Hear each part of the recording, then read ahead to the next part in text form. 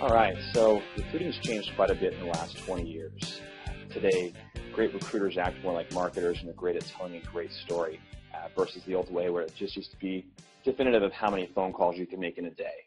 We went from Rolodexes to offline databases to job boards and abilities just to have much more channels and opportunities for candidates to find their next career move. So again, today, the greatest search and staffing firms are really good at adding an extra value proposition of telling a great story and again, kind of marketing their company at the same time as they're doing their finite amount of outreach. So I wanted to draw a little parallel here of two graphs, kind of defining how our recruiting firms work today.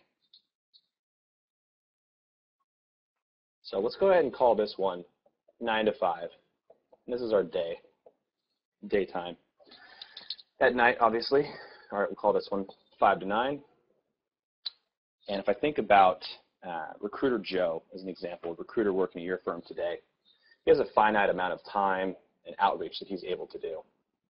So if I think about these as an example for, say calls out to candidates, this is an opportunity for Joe to share the brand of your company, talk about opportunities for these candidates, and share your story.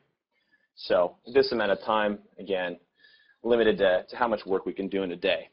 And if we think about the remaining time that's left in here, in these gaps, essentially is lost opportunity to engage the candidates who are doing research on your brand today. So this is already happening on LinkedIn and other places on the web. If we think about LinkedIn instead of as a job board, but really more of a social media avenue, 60% just about of all the purchasing decision has been made by doing research on your company. So before ever engaging with Recruiter Joe, they're going to basically be learning about what your value proposition is, clients you're working with, and how you can best benefit them.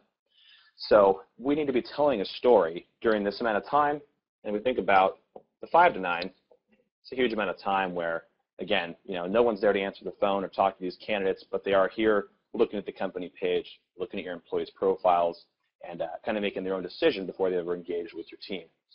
So what we want to do on LinkedIn today is 3 things. And it's really about building the right kind of follower base on LinkedIn. Instead of constantly just going out on a one-off basis to reach out to these potential candidates that you want to target, we want to make sure that as they're researching us or hanging out in the groups that we're sharing content in, that they're learning about the value proposition of your company. So really, it's about targeting and building the right kind of follower base.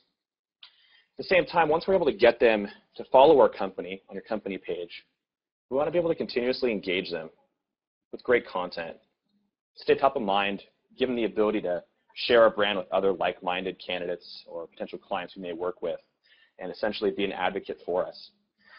When we do these 2 things well, it creates a certain type of environment. If we convert these people to followers, we can glean the following insights.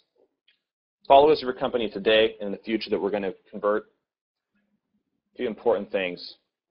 Regarding InMail, we see a 95% more likely acceptance to respond to an InMail. It's probably the #1 thing I get requests from recruiters on a daily basis. How can I write a better InMail? How can I get people to respond to me in a quicker manner? Well, if they're in this point where they've essentially raised their hand to follow your company and want to be an ambassador of you, we can see they're going to have a very high likelihood to respond to your InMail right away.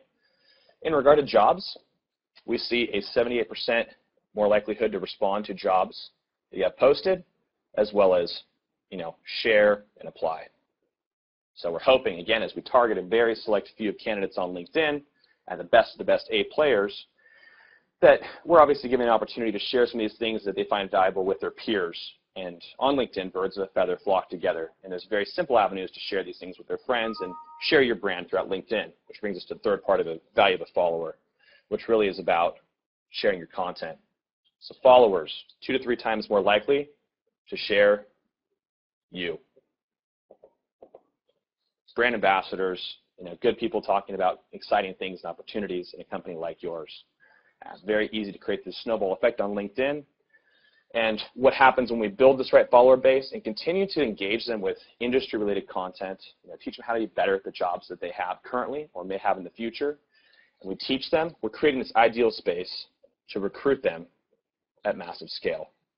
So again, a great recruiter on LinkedIn and search firm today aren't just good at making calls and sending emails. They're good at marketing themselves and telling a great story that's relevant and personal to the candidates they want to attract, to keep them in this space where we're continually educating and teaching them, allowing them to permeate and share our brand through LinkedIn.